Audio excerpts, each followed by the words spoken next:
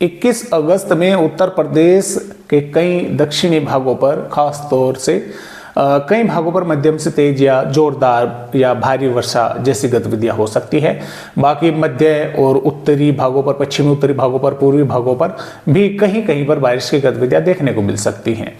जो ये सिस्टम है, ये लो प्रेशर एरिया इस समय बन चुका है और उत्तरी मध्य प्रदेश और उत्तर प्रदेश के भागों पर दोस्तों ये मौजूद है, जैसे कि आप यहाँ पर देख पा रहे हैं। मानसूनी ट्रफ उत्तर प्रदेश के मध्य भागों से और जो मध्य से दक्षिणी भाग है यहाँ पर नीचे की तरफ से होकर गुजर रही है।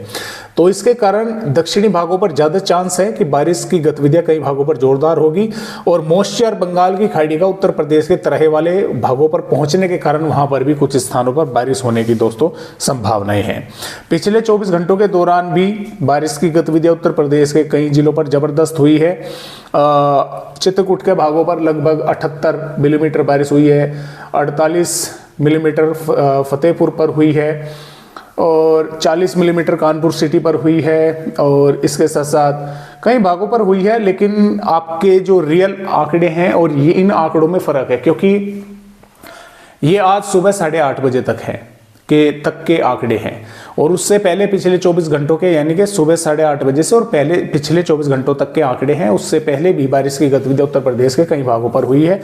जो पूर्वी उत्तर प्रदेश के भाग है, यहाँ पर बारिश की गतिविधियां 7.1 होनी चाहिए 24 घंटों में, 13.3 हुई है। और पश्चिमी उत्तर प्रदेश के भी कुछ स्थानों पर बारिश की गतिविधियां अच्छी खासी देखने को मिली है, जैसे कि हमीरपुर पर 40.5 और मिलीमीटर और 47 मिलीमीटर जालौन के भागों पर हुई है। तो कई स्थानों पर यहाँ पर भी बारिश हुई है।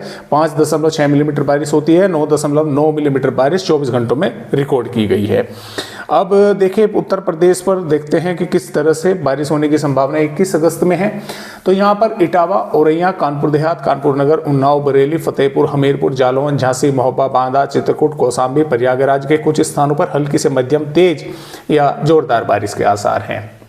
साथ में ललितपुर, मिर्जापुर, सोनभद्र, प्रतापगढ़ और अमेठी, लखनऊ, हरदोई, फर्रुखाबाद, कन्नौज, मैनपुरी और फिरोजाबाद, आगरा, सहारनपुर, शामली, मुजफ्फरनगर, बागपत, इन जिलों के भी कुछ स्थानों पर बारिश हो सकती है, हल्की या मध्यम, एक दो भागों पर कुछ समय के लिए तेज या फिर बादल वगैरह दिखाई देकर भी रह सकते हैं।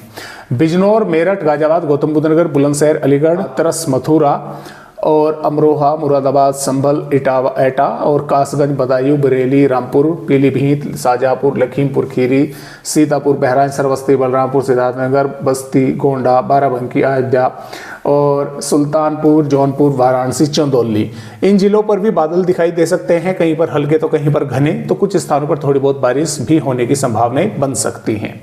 महाराजगंज, कुशीनगर, देवरिया, बलिया, मऊ, गाजीपुर और आजमगढ़, गोरखपुर, संत कबीर नगर, अंबेडकर नगर पर संभावनाएं बारिश की कम है, लेकिन बादल वगैरह इन भागों पर भी पहुंच सकते हैं। हो सकता है थोड़ी बहुत बूंदाबांदी हो जाए कहीं कहीं पर। जो आईएमडी ने अलर्ट दिया है जोरदार बारिश का, वो ललितपुर, झांसी, जालौन, हमीरपुर, महोबा के भागों पर है और किसी जिले पर नहीं है।